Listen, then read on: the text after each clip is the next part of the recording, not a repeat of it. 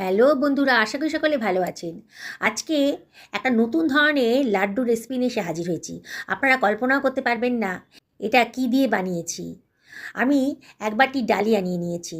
ডালিয়াটাকে একটা বড় বোলের মধ্যে রেখে 2 থেকে 3 বার জল চেঞ্জ করে করে ভালো করে ডালিয়াটা ধুয়ে নিচ্ছি।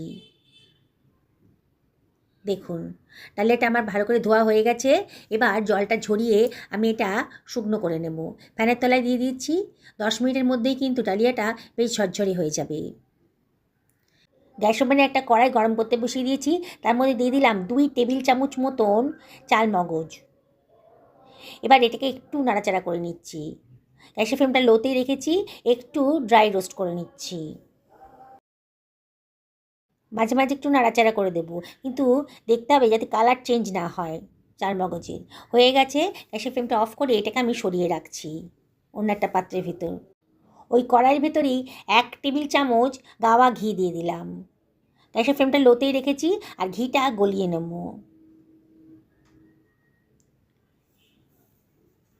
আরও 1 টেবিল চামচ মতো গাওয়া ঘি দিলাম। মোট 2 টেবিল চামচ মতন গাওয়া ঘি আমি দিয়ে দিলাম। এখানে ঘিয়ের পরিমাণটা একটু বেশি লাগবে, তাহলেই কিন্তু টেস্টি হবে। এবারে দেখুন, আমার ডালিয়াটা কিন্তু একেবারে ঝরঝরে হয়ে গেছে। মিনিট 10 ফ্যানের তলায় রেখেছিলাম, তাহলে ঝরঝরে হয়ে গেছে। এবার এই ডালিয়াটা আমি গরম ঘিয়ের ভেতর দিয়ে দিচ্ছি। গ্যাসের ফ্লেমটা মিডিয়াম টু লোতে রেখেছি আর সব কিছু খুব ভালো করে মিশিয়ে নেব। এটাকে আমি মিনিট 2 নাড়াচাড়া করে নিয়েছি। একটু কালারের জন্য আমি 1 চিমটা হলুদ দিলাম, সুন্দর একটা কালার আসবে। এখানে ফুড কালার ইউজ করবো না বলেই 1 চিমটা হলুদ দিয়ে নিলাম। সব কিছু আবারও ভালো করে মিশিয়ে নিচ্ছি। দেখুন, একেবারে ঝরঝরে ডালিয়াটা রেডি হয়ে গেছে, ভাজা হয়ে গেছে। হালকা হাতে এগুলোকে একটু নাড়াচাড়া করে নিচ্ছি। এবারে আমি এর ভেতর দিয়ে দেবো জল। আমি যে বাটি পরিমাণে ডালিয়া নিয়েছিলাম সেই বাটি পরিমাণেরই 1.5 বাটি পরিমাণ জল আমি দিয়ে দিলাম। দিয়ে সব কিছু ভালো করে মিশিয়ে নেব। গ্যাসের ফ্লেমটা এই সময় মিডিয়াম টু হাইতে রেখেছি আর মাঝে মাঝে কিন্তু একটু নাড়াচাড়া করে দিতে হবে। এবার এর ভেতর দিয়ে দিচ্ছি কতগুলো তেজপাতা, সুন্দর একটা গন্ধ বেরোবে। বড় এলাচগুলোকে ছাড়িয়ে দানাগুলোকে দিয়ে দিলাম, খোসাটা ফেলে দানাগুলোকে দিয়ে দিলাম। আর 1 টেবিল চামচ গোলাপ জলও দিয়ে দিলাম, সুন্দর একটা গন্ধ বেরোবে। বললাম তো, এত অল্প খরচে এত দামি একটা রেসিপি যে বাড়িতে বানিয়ে ফেলতে পারবেন, আপনারা না দেখলে বিশ্বাস করতে পারবেন না। এবার আমি এটাকে ঢাকা দিয়ে মিনিট 10 হাই ফ্লেমে রান্না করে নেব। 10 মিনিট বাদে দেখুন, একটু নাড়াচাড়া করে দিচ্ছি আর ডালিয়াটা কিন্তু প্রায় 80% সেদ্ধ হয়ে গেছে। এবার এর ভেতরে আমি দিয়ে দিচ্ছি চিনি। আমি এখানে 1 বাটি পরিমাণ চিনি দিয়ে দিলাম। আপনারা যদি চিনি পরিমাণটা একটু বেশি খান তাহলে দিতে পারেন। 1 চিমটা লবণও দিয়ে দিলাম।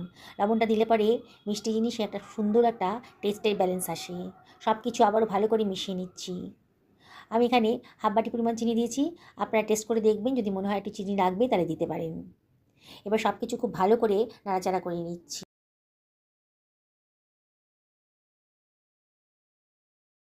চিনিটা গলে গিয়ে অনেকটাই তরল হয়ে গেছে।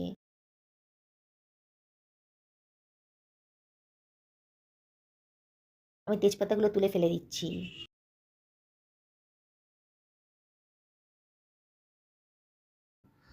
এবারে আমি এর ভেতরে দিয়ে দেবো 1/2 বাটি পরিমাণ গুঁড়ো দুধ। অসম্ভব টেস্টি হবে। আপনাদের কাছে গুঁড়ো দুধ যদি না থাকে তাহলে আপনারা জলের বদলে লিকুইড দুধ দিয়েও তৈরি করতে পারেন। দেখুন, সব কিছু আবারও খুব ভালো করে মিশিয়ে নিচ্ছি যাতে কোনো ডালা না থাকে। মাঝে মাঝে একটু নাড়াচাড়া করে দিতে হবে। রেসিপিটি যদি ভালো লাগে তাহলে লাইক শেয়ার কমেন্ট করতে কিন্তু ভুলবেন না। পুরনো বন্ধুদেরকে অনেক ধন্যবাদ, তাদের সাপোর্টের জন্যই এত দূর আসতে পেরেছি। তবু আপনাদেরকে রিকোয়েস্ট করব, যদি রেসিপিটা ভালো লাগে তাহলে লাইক করবেন, শেয়ার করবেন আর অবশ্যই কমেন্ট করে জানাবেন। আপনাদের লাইক আর সুন্দর সুন্দর কমেন্ট পেলে আমার ভিডিও করার উৎসাহ কিন্তু অনেক গুণ বেড়ে যায়। দেখুন, খুব সুন্দরভাবে পাকটা তৈরি হয়ে গেছে। বোঝাই যাচ্ছে যে এটা রেডি হয়ে গেছে। এটা শুকোলে পরে আরও শক্ত হয়ে যাবে। 2 টেবিল চামচ পরিমাণ গাওয়া ঘি দিয়ে দিচ্ছি। খুব সুন্দর টেস্ট আসবে, গন্ধটাও সুন্দর বেরোবে। গ্যাসের ফ্লেমটা আবারও মিডিয়াম টু হাইতে করে আবারও নাড়াচাড়া করে নেব। অনবরত কিন্তু নাড়তে হবে।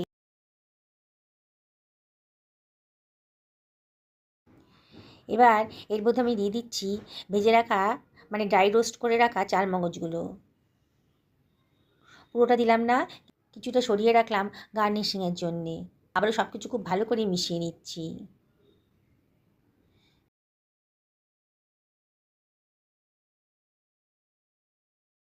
কড়াইয়ের গা থেকে ছেড়ে আসছে। এবার গ্যাসের ফ্লেমটা অফ করে আমি এটাকে ঠান্ডা করতে দেবো। খুব বেশি ঠান্ডা করা যাবে না, হাতে ধরতে পারবো এরকম ঠান্ডাই করতে হবে। 2 হাতের তালুতে সামান্য একটু ঘি মাখিয়ে নিয়ে ডো থেকে সামান্য পরিমাণে একটু তুলে নিয়ে গোল গোল করে পাকিয়ে আমি লাড্ডু বানিয়ে নিচ্ছি। দেখছেন তো বন্ধুরা, কত সুন্দর একটা লাড্ডুর রেসিপি আজকে তৈরি হয়ে গেল। দেখুন, এটাকে সুন্দর করে সাজানোর জন্যে যে চার মগজটা আমি সরিয়ে রেখেছিলাম তার উপরে দিয়ে দিচ্ছি। দেখতে সুন্দর লাগবে। গোল গোল করে আমি এগুলোকে লাড্ডুগুলো বানিয়ে নিলাম। দেখুন বন্ধুরা, দেখতে কতটা সুন্দর লাগছে। কে বলবে এটা দোকান থেকে আনানো হয়নি। ঘরে থাকা এক বাটি ডালিয়া দিয়ে কতগুলো লাড্ডু আজকে তৈরি হয়ে যাবে। যাকে খাওয়াবেন না সে তো বিশ্বাসই করতে পারবে না লাড্ডুটা ডালিয়া দিয়ে বানানো হয়েছে। দেখুন কত সুন্দর দেখতে লাগছে। একটা সার্ভিং প্লেটে এগুলোকে আমি সার্ভ করে দিচ্ছি। অল্প খরচে দারুণ স্বাদের টেস্টি রেসিপি যদি বানাতে চান তাহলে এই রেসিপিটা অবশ্যই একদিন বাড়িতে বানিয়ে ফেলুন। রেসিপিটি শুধু টেস্টি না, প্রচণ্ড হেলদিও বটে। যাকে খাওয়াবেন না সে তো বিশ্বাসই করতে পারবে না যেটা ডালিয়া দিয়ে বানানো হয়েছে। আমি একটা ভেঙে দেখাচ্ছি। সুস্থ থাকুন, ভালো থাকুন, নমস্কার নেবেন।